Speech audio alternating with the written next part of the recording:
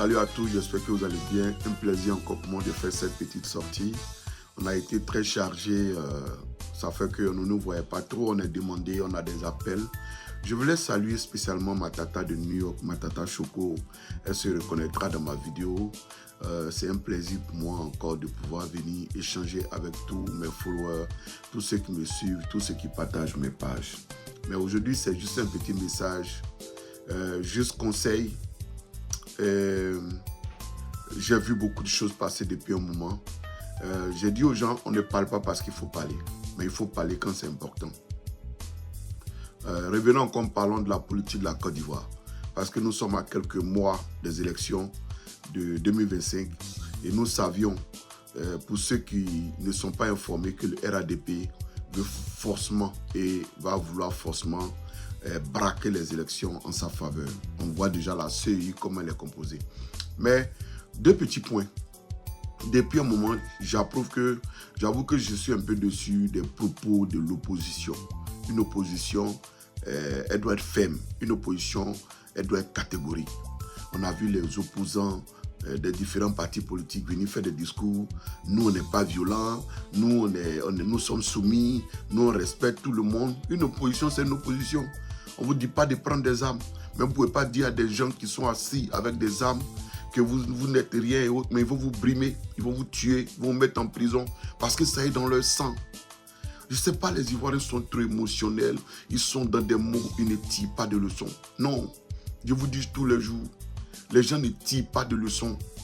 Et c'est pour ça que toujours nous allons de mal en pire avec tout ce qui se passe en Côte d'Ivoire. J'ai vu une vidéo hier de Mme Simone Hervé Gbagbo qui a reçu Bakongo, qui a reçu Touré Mamadou, le petit malien, qui a reçu le RHDP, le RDR, déguisé en RHDP. Et puis elle était contente. Je ne suis pas contre les rencontres.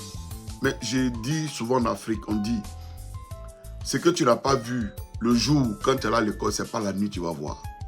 Au moment où vous avez eu le pouvoir, pendant 10 ans, ces gens vous ont brimé, ils vous ont attaqué avec des armes. Pendant 10 ans. Ce n'est pas aujourd'hui où ils ont le pouvoir, ils vont venir discuter avec vous pour faire quoi que ce soit. Et puis vous êtes contents.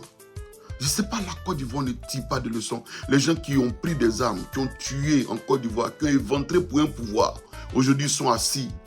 Ils vous ont baladé partout dans le monde pour une histoire de paix. Ils vous ont burné. Et après, les vérités sont sorties. C'est aujourd'hui où vous pensez qu'ils vont venir faire changer quelque chose quand ils ont le pouvoir, quand ils ont les armes, quand ils ont l'armée, je veux dire, fabriquée de leur côté. Chers Ivoiriens, réveillez-vous. Réveillez-vous. Moi, je ne sais pas, on a des solutions. La solution de la Côte d'Ivoire, là, elle est sûre et connue de tout le monde. Mais comme vous ne voulez pas écouter, on vous laisse. On a entendu Blé Goudé qui se baladait à Abidjan. Avec Diaoufou disait que ceux qui font vidéo, ils sont achetés, ils n'ont qu'à venir en Côte d'Ivoire. Nous, on n'a jamais eu de l'argent d'un parti politique. Moi, personnellement, non. Nous parlons de la Côte d'Ivoire parce que c'est notre pays. Nous aimons la Côte d'Ivoire. Oui. Donc, ce n'est pas tout le monde qui est payé. Ceux qui sont payés, il faut regarder leur visage. Nous sommes des chefs d'entreprise et des communicants. On parle encore de la Côte d'Ivoire parce que c'est notre pays, on aime la Côte d'Ivoire. Mais aujourd'hui, quel est ce pays, quel est ce père de famille qui a tout sur sa table, qui est riche, qui a des voitures, et puis son enfant laisse pour aller manger dans la poubelle? Quand nous voyons la Côte d'Ivoire où tout le monde cherche à fuir, les gens veulent venir aux États-Unis, veulent aller au Canada, veulent aller en France. Un pays où ça va, les gens fuient. C'est la question qu'on se pose. Un pays où ça va, les mêmes djoulas là, ils prennent l'eau, ils meurent en mer. Les poissons les mangent. Le pays où ça va. Le pays où coule le lait et le miel. Mais les gens fuient ce pays-là. C'est ce que nous présentons. C'est ce que nous voyons, que nous disons. On n'est pas, tout le monde n'est pas achetable. Non, non, non, non.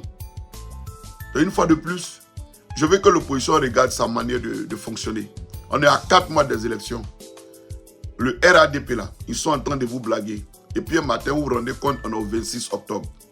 Et eux, ils sont assis encore pour 5 ans. S'ils ont eu la peine de doubler, de blaguer le vieux Henri Konan Bédié, il n'y a pas quelqu'un qui ne sont pas prêts pour lui. Ils ont blagué le vieux, ils l'ont insulté, ils ont marché sur lui. Vers la fin, ils l'ont mis en prison. Mais quelqu'un qui est en résidence surveillée, il est en prison. Le vieux, dans ses derniers jours, il a regretté avant de mourir. Et c'est vous qui allez venir chaque fois marcher avec eux. On est opposant, on est encore dans l'administration, on est encore dans tout, avec les mêmes doulas. Et puis quand je parle des doulas, les gens pensent que je n'aime pas les doulas. Je disais à des gens, moi mes meilleurs amis c'est les doulas. Quand j'arrive aux États-Unis, la personne qui me nourrit pendant près de 3 ans, c'est une femme doula. Mes meilleurs amis aux États-Unis, c'est des doulas. Je n'ai rien contre les doulas. Mais j'ai une haine contre ceux qui tuent, ceux qui briment, ceux qui pensent qu'ils sont plus intelligents que les autres. C'est tout. Ils ont trouvé des mots aujourd'hui, ceux qui ont fait école coranique, quand tu parles attentat à l'État, attentat au pouvoir, ils ont trouvé des mots pour contrarier les opposants. Mais eux, à leur tour, ils ont dit à cause d'un saint boubou, ils ont pris des armes. C'est ce mot-là qu'on veut ressortir. Maintenant, on regarde. Sinon, la solution, c'est sûr de tout le monde. C'est sûr de tout le monde. Il y a quelqu'un qui m'a posé une fois la question, quelle est la solution? La solution est sûre.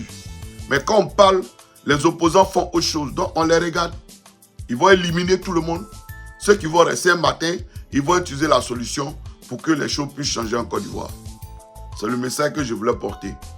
On va arrêter de commenter les vidéos des rencontres et autres. Soyons sincères. Il n'y a jamais eu de vraies rencontres en Côte d'Ivoire. Les gens ont toujours parlé des personnes. Ils ne parlent pas de la Côte d'Ivoire. Les gens ont toujours adoré leur leader en Côte d'Ivoire. Les gens ne parlent pas de la Côte d'Ivoire. Le jour où les opposants parleront de la Côte d'Ivoire d'abord, les choses vont changer.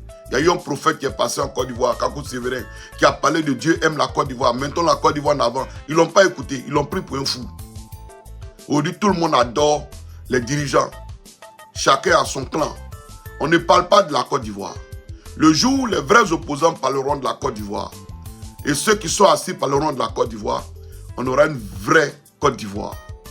Sur ce, je vous souhaite un bon week-end. Et puis on est ensemble. Merci beaucoup.